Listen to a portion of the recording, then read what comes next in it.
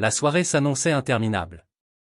Le stylo rouge de Mathieu Lavergne planait au-dessus de la dernière copie de la pile, tandis que l'horloge murale de sa salle de classe affichait 21h45. Encore un vendredi soir sacrifié sur l'autel des équations chimiques de ses élèves.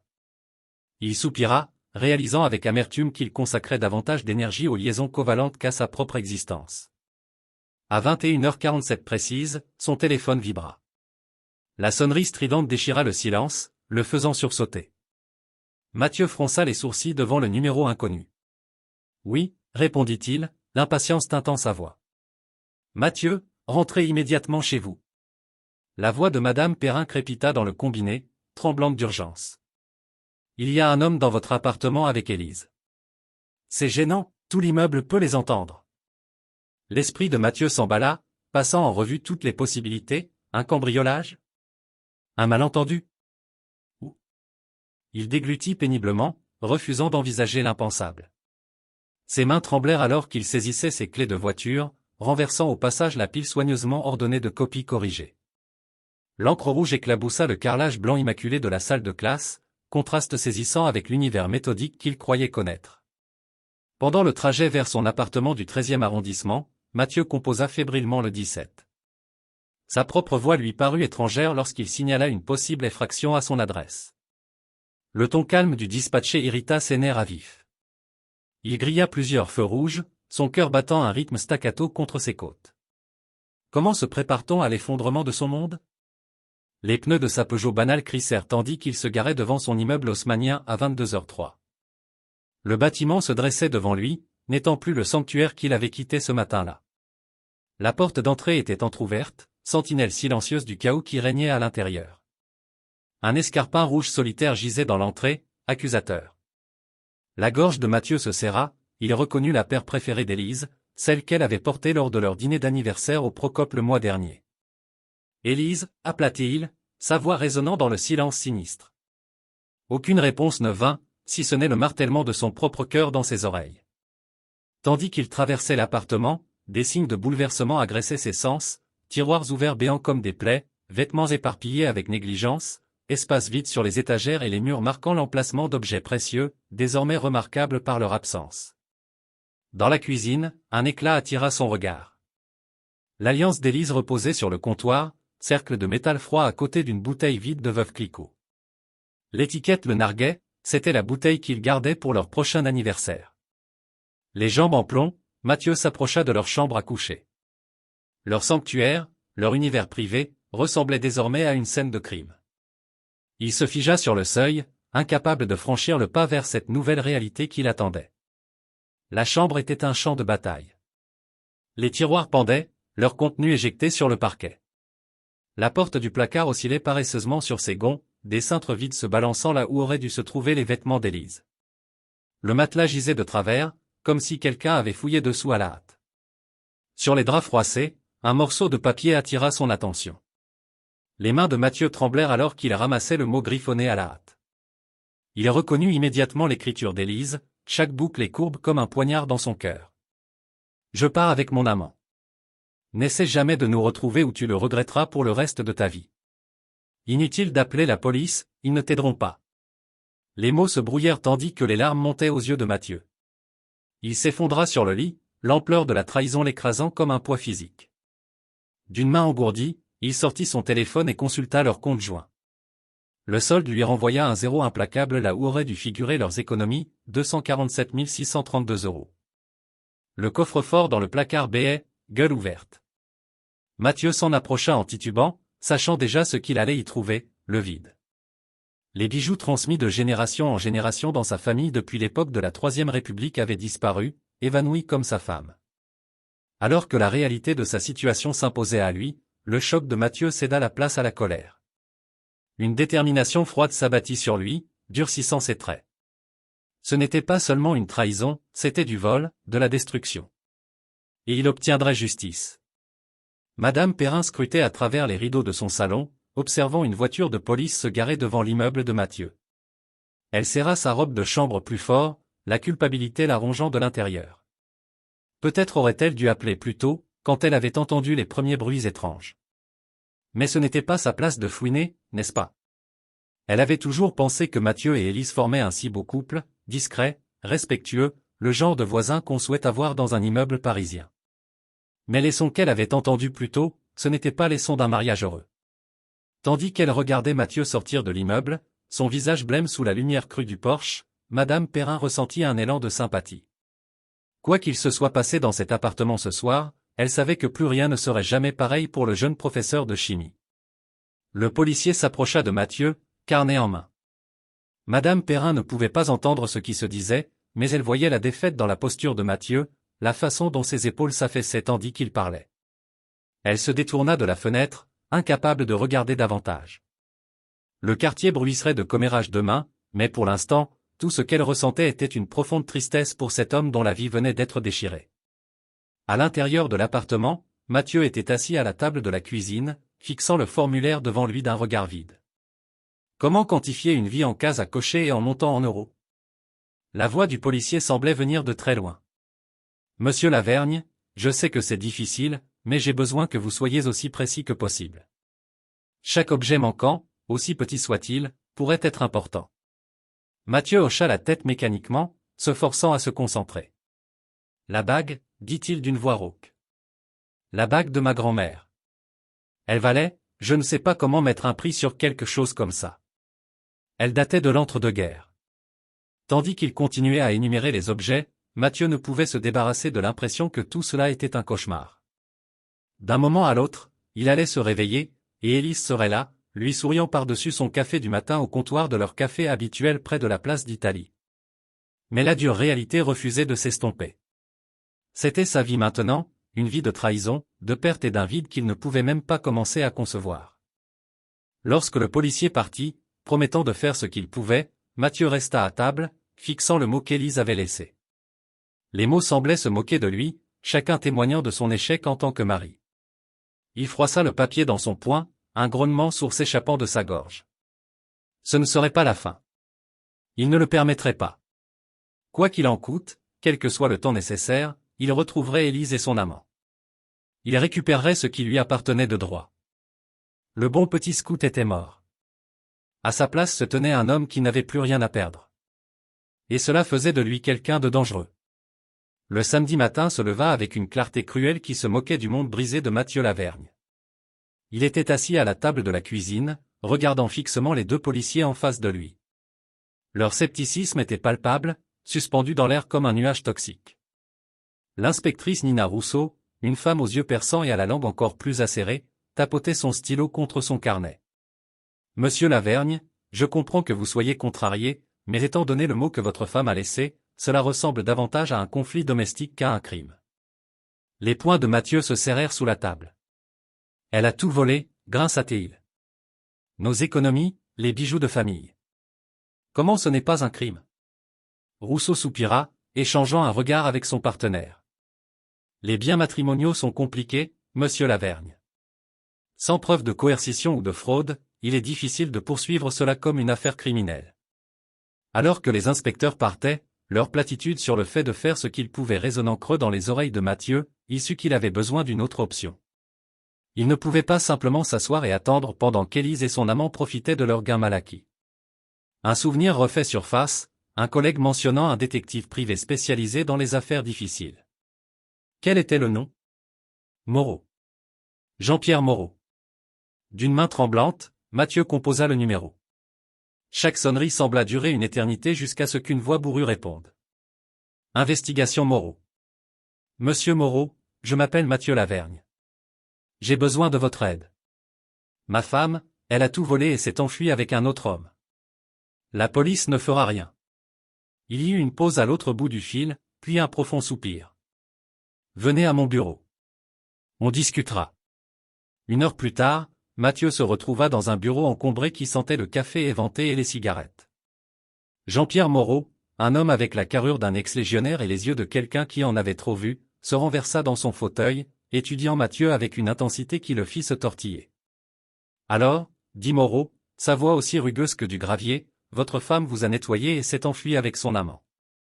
Classique. Mais il y a quelque chose de plus ici, n'est-ce pas? Quelque chose qui vous effraie au-delà de la trahison habituelle. Mathieu hocha la tête, avalant avec difficulté. Le mot qu'elle a laissé, il était menaçant. Et la façon dont tout a été pris, c'était trop organisé. Ce n'était pas une décision impulsive. Les yeux de Moreau se plissèrent. Vous pensez que son amant est plus qu'un simple amant? Je ne sais pas, admit Mathieu. Mais quelque chose semble bizarre. Pouvez-vous m'aider? Moreau se leva, faisant les 100 pas derrière son bureau, son esprit tournant déjà, les complexités de l'affaire l'intriguant plus qu'il ne voulait l'admettre. Je prends l'affaire, monsieur Lavergne. Mais je vous préviens, vous pourriez ne pas aimer ce que nous allons découvrir. La mâchoire de Mathieu se durcit. J'ai besoin de connaître la vérité, monsieur Moreau. Quelle qu'elle soit. Alors que Mathieu quittait le bureau, Moreau le regarda partir, un froncement de sourcils plissant ses traits burinés. Cette affaire était plus qu'un simple mari jaloux cherchant vengeance. Il y avait une profondeur ici, une complexité qui titillait ses instincts. Il avait vu des cas comme celui-ci auparavant, pendant son temps dans la Légion étrangère. Il se terminait rarement bien. Moreau décrocha son téléphone, composant un numéro qu'il n'avait pas utilisé depuis des années. C'est Moreau. J'ai besoin d'une faveur. Fais une vérification des antécédents sur une certaine Élise Lavergne et tous les hommes avec qui elle pourrait être associée. Oui, c'est urgent. En raccrochant, Moreau ne pouvait se défaire de l'impression qu'il venait de mettre le pied dans quelque chose de bien plus grand qu'une simple affaire matrimoniale. Mais c'était ce qui rendait les choses intéressantes. Et Jean-Pierre Moreau vivait pour l'intéressant. La semaine suivante passa dans un flou de nuits blanches et de journées alimentées par la caféine. Pour Mathieu, il faisait semblant au travail, enseignant ses cours de chimie avec un détachement qui inquiétait ses élèves les plus perspicaces. Mais derrière ses yeux vitreux, son esprit tournait constamment, rejouant chaque moment de sa vie avec Élise, cherchant des indices qu'il aurait pu manquer. Jean-Pierre Moreau, quant à lui, était dans son élément. L'ex-légionnaire devenu détective privé avait fait jouer toutes ses relations, tiré toutes les ficelles et graissé toutes les pattes nécessaires pour démêler le mystère d'Élise Lavergne et de son amant. Un mardi pluvieux après-midi, Moreau appela Mathieu à son bureau.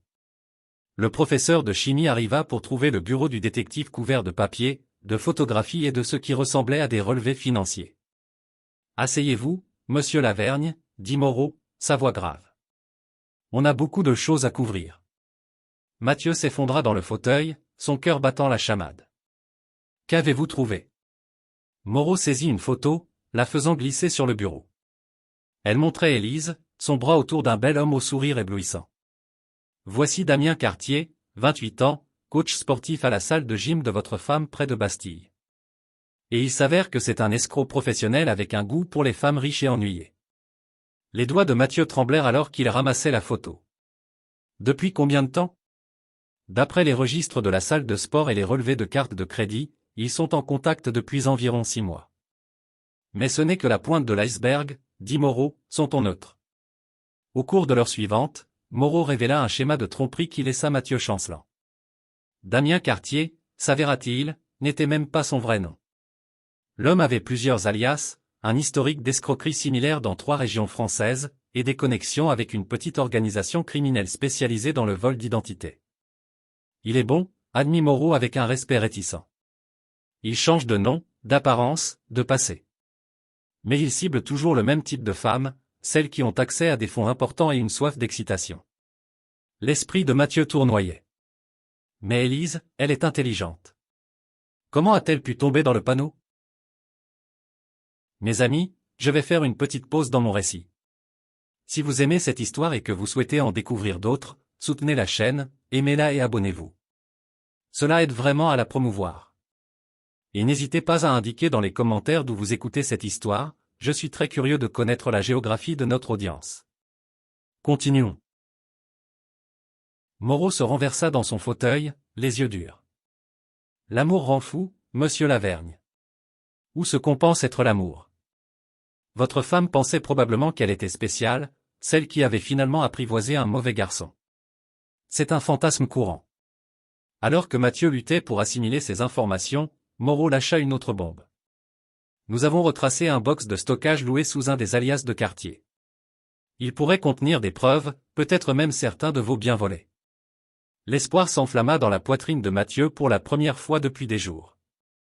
On peut y aller maintenant? Moreau hocha la tête, attrapant déjà son manteau. Le temps presse. L'entrepôt de stockage était un bâtiment anonyme dans la banlieue sud de Paris, près de Vitry-sur-Seine. Le cœur de Mathieu battait la chamade alors qu'ils approchaient du box 237, celui que Moreau avait identifié comme appartenant à Damien Cartier. Mais alors qu'ils tournaient au coin, ils virent une voiture sortir du parking en trombe, pneus crissant. À travers la vitre arrière, Mathieu aperçut des cheveux bruns familiers. « Élise » souffla-t-il, sa voix mêlant douleur et colère. Moreau jura, se mettant à courir. Mais au moment où ils atteignirent le box, il était trop tard. La porte pendait ouverte, l'intérieur vidé proprement à l'exception de quelques cartons vides. « Bon sang » gronda Moreau. « Nous les avons manqués de quelques minutes. » Tandis qu'ils se tenaient là, le goût âcre de la défaite dans leur bouche, un gardien de sécurité s'approcha. « Et, vous ne pouvez pas être ici sans. » Moreau montra un badge, le coupant net. « Détective privé. Nous devons voir vos enregistrements de vidéosurveillance. » Maintenant. 20 minutes plus tard, ils regardaient les images granuleuses de Damien et Élise chargeant des valises dans leur voiture. Ils bougeaient avec détermination, comme des gens se préparant pour un long voyage. Ils savaient qu'on se rapprochait, marmonna Moreau. Il fuit. Mathieu fixait l'image figée d'Élise sur l'écran, la femme qu'il avait aimée, la femme qu'il pensait connaître, chargeant des biens volés avec l'aisance d'une criminelle chevronnée. Cela le rendait malade. « Et maintenant » demanda-t-il, sa voix creuse. Les yeux de Moreau se plissèrent. « Maintenant, on suit l'argent. » Au cours des jours suivants, Moreau travailla sans relâche avec ses contacts. Mathieu alternait entre faire les 100 pas nerveusement dans le bureau du détective et faire semblant au lycée, son esprit à 1000 lieues de là. Finalement, un vendredi après-midi, Moreau fit irruption dans son bureau où Mathieu était assis, la tête dans les mains. « On les tient » annonça-t-il, triomphant dans sa voix. « Ma source à l'aéroport vient d'appeler. Damien a acheté des billets de dernière minute pour Nice. Il s'envole ce soir. » Mathieu se leva si rapidement qu'il renversa sa chaise. « Nice ? On doit les arrêter. » Moreau attrapait déjà son manteau. « C'est le plan, monsieur Lavergne. Allons attraper ces voleurs. » Alors qu'il fonçait vers l'aéroport Charles de Gaulle, l'esprit de Mathieu tourbillonnait de possibilités. Que dirait-il en voyant Élise? Que dirait-elle? Et Damien? Les mains de Mathieu se serrèrent en poing à la pensée de l'homme qui avait volé sa femme et ses économies. Ce que Mathieu ignorait, c'était que la confrontation qui l'attendait à l'aéroport allait changer le cours de sa vie pour toujours. L'aéroport Charles de Gaulle bourdonnait du chaos habituel d'un vendredi soir. Familles se lançant dans des escapades de week-end, voyageurs d'affaires se précipitant pour attraper leur correspondance, adieux déchirants et retrouvailles joyeuses. Mais pour Mathieu Lavergne et Jean-Pierre Moreau, le terminal bondé était un champ de bataille. Et leur proie était en vue. Là, au comptoir d'enregistrement, se tenait Élise. Le souffle de Mathieu se coupa dans sa gorge. Elle semblait différente, ses cheveux étaient plus courts, teints d'une nuance plus sombre qu'il ne se souvenait. Elle portait des vêtements qu'il n'avait jamais vus, d'apparence coûteuse, loin de son style habituel. Et à côté d'elle, le bras drapé possessivement autour de sa taille, se tenait Damien Cartier. La vision de Mathieu devint rouge. Il surgit en avant, à peine conscient de la main d'avertissement de Moreau sur son bras. « Élise » appela-t-il, sa voix portant à travers le terminal. La tête d'Élise se retourna brusquement, ses yeux s'écarquillant de choc en voyant Mathieu s'approcher. Pendant un moment, juste un moment, Mathieu crut voir un éclair de quelque chose dans ses yeux, du regret? De la peur? Mais ensuite Damien s'avança, son charme se transformant en menace alors qu'il se positionnait entre Mathieu et Élise. « Eh bien, susurra Damien, sa voix douce comme de l'huile. Si ce n'est pas le mari cocu venu nous dire au revoir, professeur? » Mathieu l'ignora, ses yeux verrouillés sur Élise. « Comment as-tu pu » demanda-t-il, sa voix se brisant. « Tout ce qu'on avait, tout ce qu'on a construit ensemble. Comment as-tu pu tout jeter ?» Le visage d'Élise se durcit, un masque glissant en place. « Tu ne comprends pas, Mathieu. Tu n'as jamais compris. Damien, il me voit vraiment. Tu étais toujours tellement absorbé par ton petit monde d'éprouvettes et de devoirs. Tu as tout volé, dit Mathieu, sa voix portant à travers le terminal. Les gens commençaient à regarder, un cercle se formant autour de la confrontation. Damien ricana, son bras se resserrant autour d'Élise. Accepte-le, prof. Elle m'a choisi. L'argent est parti. Tu n'as plus rien. Quelque chose se brisa à l'intérieur de Mathieu. Il bondit en avant, les mains tendues vers le visage suffisant de Damien. Mais avant qu'il ne puisse établir le contact, il se sentit tiré en arrière. La sécurité de l'aéroport était arrivée, attirée par le tumulte. « Monsieur, vous devez vous calmer », dit un agent de sécurité costaud, sa poigne ferme sur le bras de Mathieu.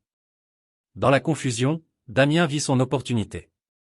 Il poussa Mathieu fort, l'envoyant s'écraser dans un chariot à bagages à proximité. La douleur explosa dans le côté de Mathieu alors qu'il heurtait le sol, le souffle coupé. À travers des yeux embués de larmes, il vit Élise hésiter une fraction de seconde, sa main tendue vers lui, l'inquiétude traversant son visage. Mais ensuite Damien agrippa son bras, l'attirant.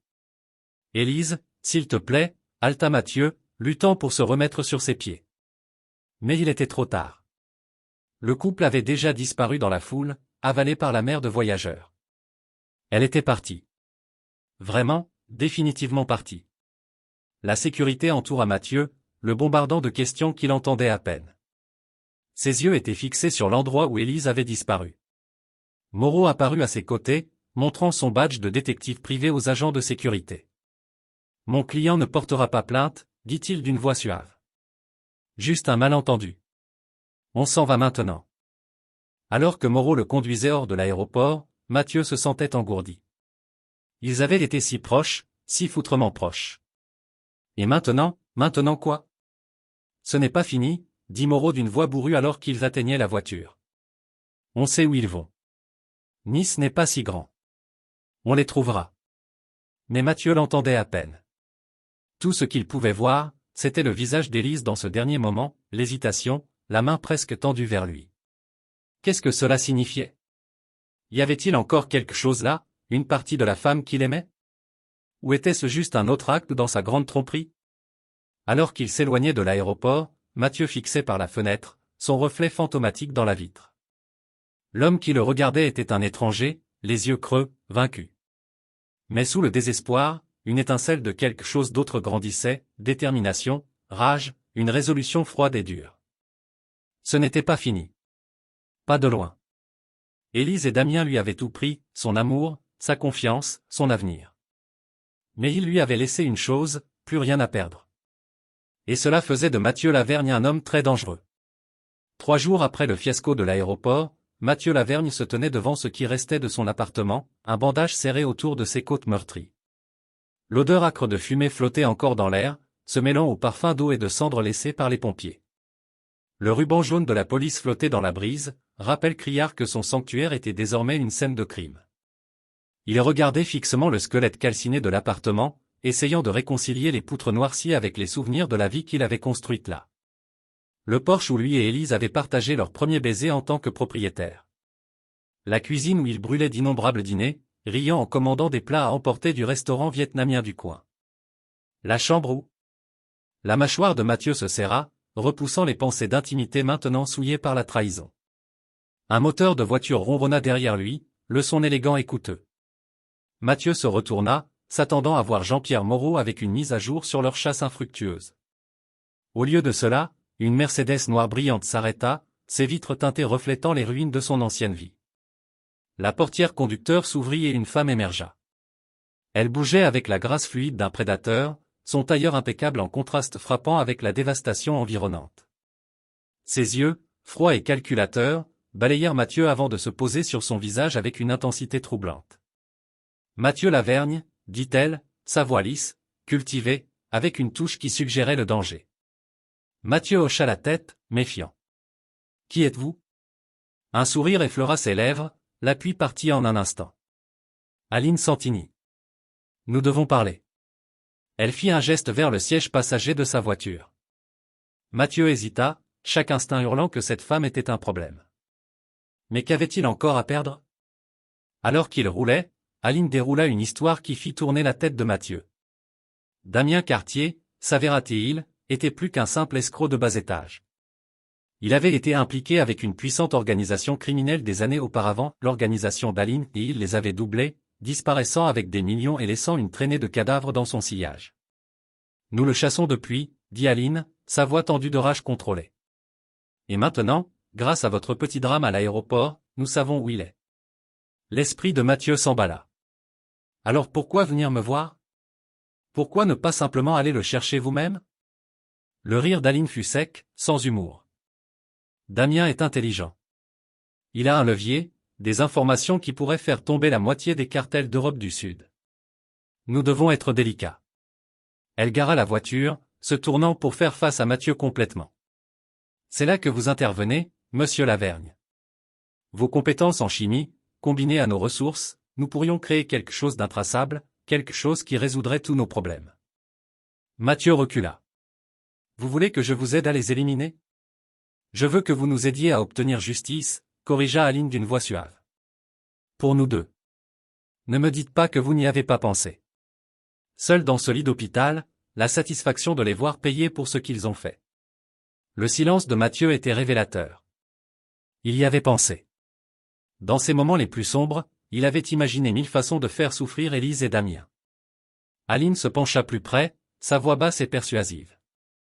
Je peux vous aider à obtenir justice, Mathieu. Mais une fois dedans, il n'y a pas de retour en arrière. Êtes-vous sûr? Le professeur responsable en Mathieu lui hurlait de dire non, de s'éloigner et d'essayer de reconstruire sa vie. Mais cet homme était mort au moment où il avait lu la trahison d'Élise dans sa propre écriture. À sa place se tenait quelqu'un de nouveau, quelqu'un sans rien à perdre et tout à gagner. Après un moment de lutte interne, Mathieu hocha la tête, scellant son destin. Le sourire d'Aline fut triomphant. Bienvenue à bord, monsieur Lavergne. Allons attraper ces voleurs. Alors qu'il s'éloignait des ruines de son ancienne vie, Mathieu sentit un poids s'installer sur ses épaules. Il venait de conclure un pacte avec le diable. Mais si cela signifiait faire tomber les gens qui avaient détruit tout ce qu'il aimait, il brûlerait volontiers en enfer.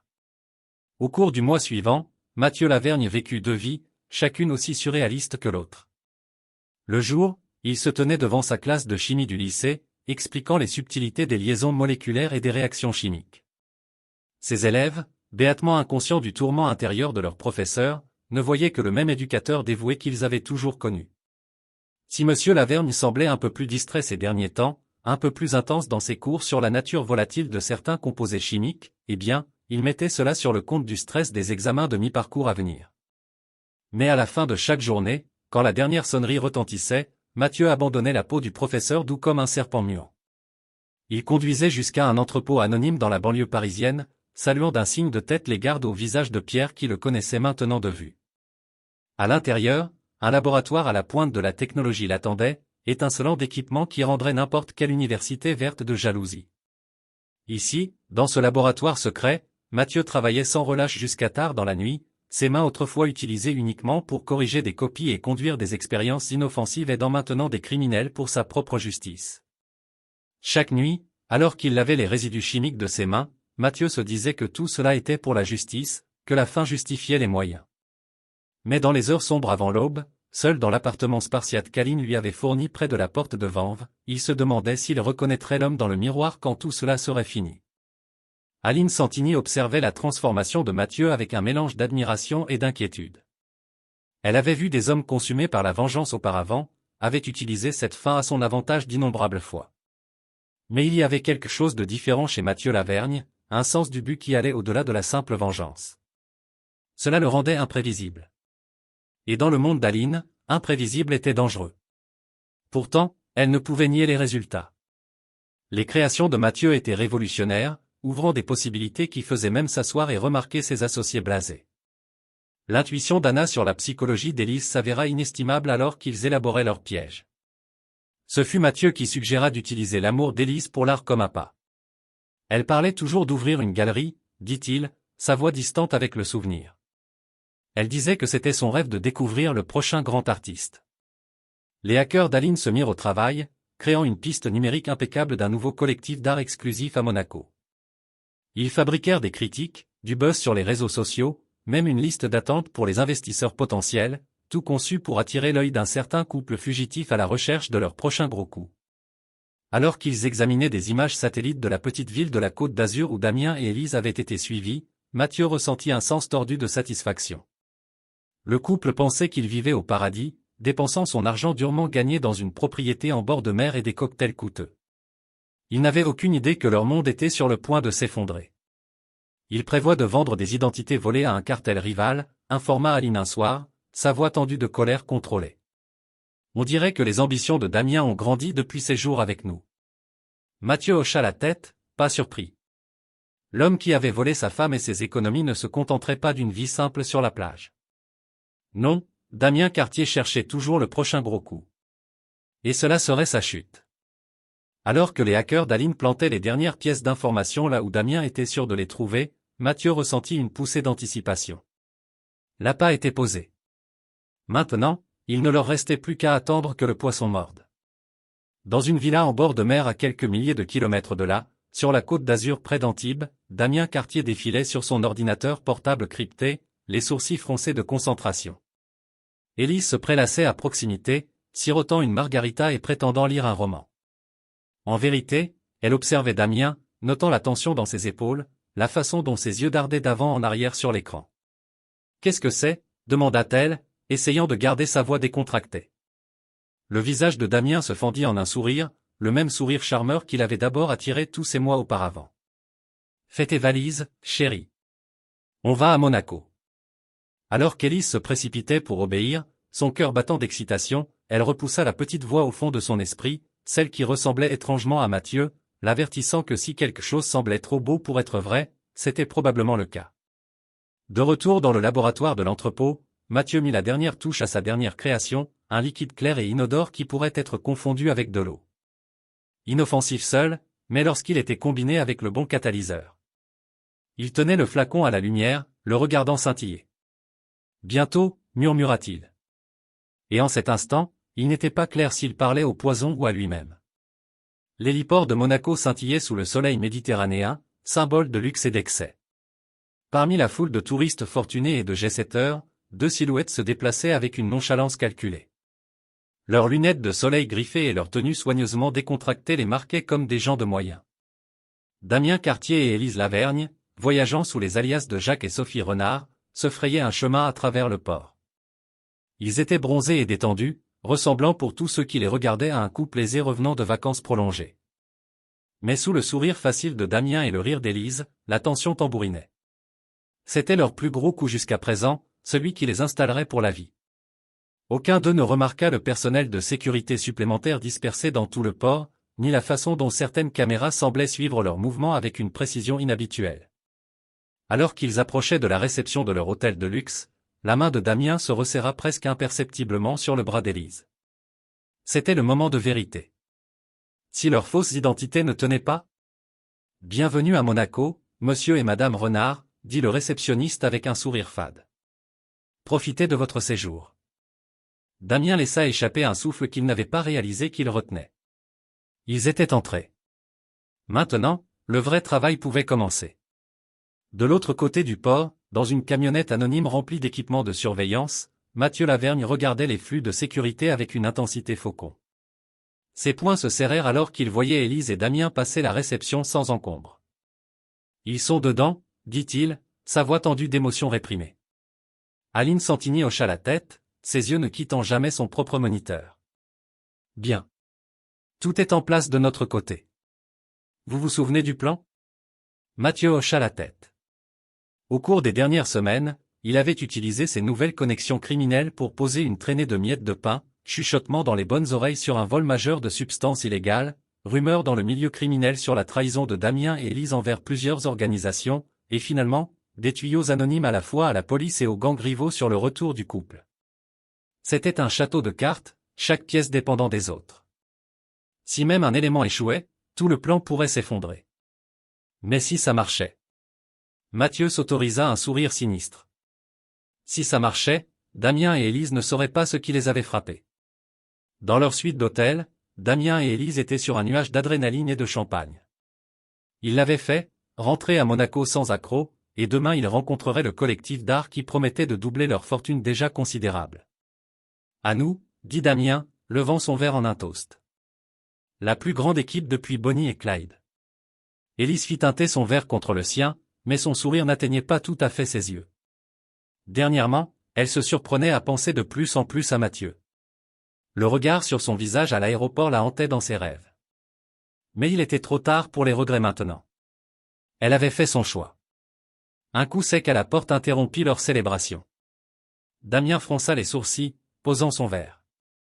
Qui diable? Il ne finit jamais sa phrase.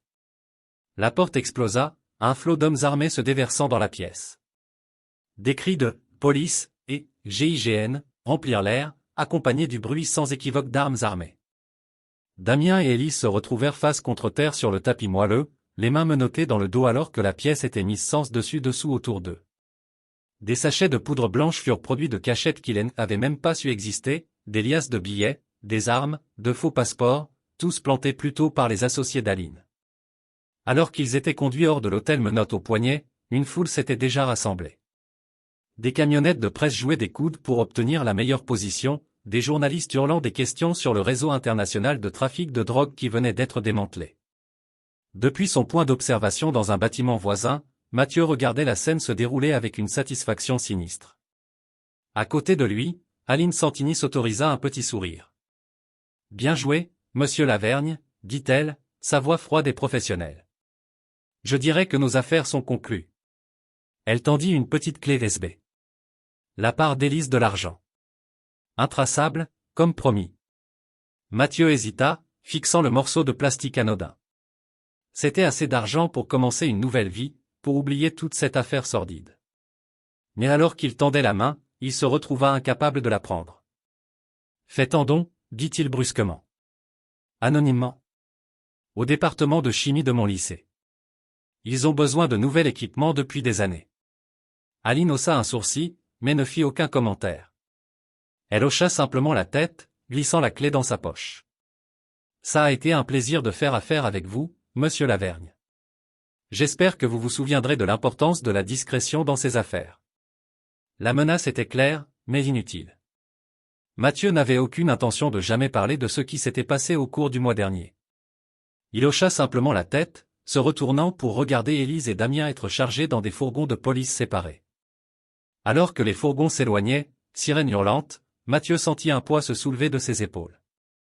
C'était fini. Finalement, vraiment fini. Plusieurs semaines plus tard. Mathieu se tenait devant sa classe de chimie, craie à la main, tandis qu'il expliquait une formule particulièrement complexe. Ses élèves, penchés sur leurs cahiers, fronçaient les sourcils de concentration alors qu'ils essayaient de suivre. Pour un observateur extérieur, rien ne semblerait manquer. Monsieur Lavergne était le même professeur dévoué qu'il avait toujours été, peut-être même plus passionné par son sujet qu'auparavant. Seul Mathieu connaissait la vérité, qu'il avait été changé de manière irréversible par ce qu'il avait vécu. Alors qu'il se retournait vers le tableau, un petit sourire joua sur ses lèvres. C'était le sourire d'un homme qui savait qu'il était capable de n'importe quoi, pour le meilleur ou pour le pire. Le sourire d'un homme qui avait regardé dans l'abîme et en était revenu plus fort. Mathieu Lavergne, professeur de chimie dans un lycée parisien, écrivit la dernière partie de l'équation avec panache. Son ancienne vie était partie, brûlée comme de la cendre. Mais de ces cendres, un nouveau Mathieu était né, quelqu'un qui ne serait plus jamais la victime de personne. La sonnerie retentit, signalant la fin du cours. Alors que les élèves sortaient en file, bavardant sur les plans du week-end et les examens à venir, Mathieu commença à effacer le tableau. Avec chaque coup d'éponge, il sentait qu'il effaçait un autre morceau de son passé. Quand le tableau fut propre, Mathieu recula, contemplant l'ardoise vierge devant lui. C'était, réalisa-t-il, un peu comme sa vie maintenant, une ardoise propre, prête à être remplie de ce qu'il choisirait d'y écrire. Avec un dernier hochement de tête, Mathieu rassembla ses affaires et quitta la salle de classe. L'avenir, aussi incertain fût-il, l'attendait. Et pour la première fois depuis des mois, il se surprit à l'anticiper. Dans une cellule sombre de la prison de la Santé à Paris, Élise Lavergne était allongée sur sa couchette étroite, fixant le plafond gris. Le procès avait été rapide, brutal. Les preuves contre eux étaient accablantes, drogue, argent sale, faux papiers. Elle et Damien avaient été condamnés à 15 ans de réclusion criminelle chacun. Damien, dans une cellule séparée au quartier des hommes, avait déjà commencé à chercher des angles, des moyens de s'échapper ou de négocier. Mais Élise, elle pensait à Mathieu. À son visage à l'aéroport. À toutes les années qu'ils avaient passées ensemble avant que tout ne s'effondre. Elle se demandait s'il pensait jamais à elle. S'il savait à quel point elle regrettait tout. Mais c'était trop tard maintenant. La tôle serait son foyer pour les prochaines années, et après, qui savait? Élise ferma les yeux, une larme solitaire coulant sur sa joue. Elle avait tout perdu en poursuivant un fantasme. Et maintenant, tout ce qui lui restait était le temps, trop de temps, pour réfléchir à ses erreurs. Épilogue, 1 an plus tard. Le laboratoire de chimie du lycée Voltaire brillait de tout son équipement neuf. Les élèves s'émerveillaient devant les microscopes modernes, les balances de précision, les hautes aspirantes dernier cri.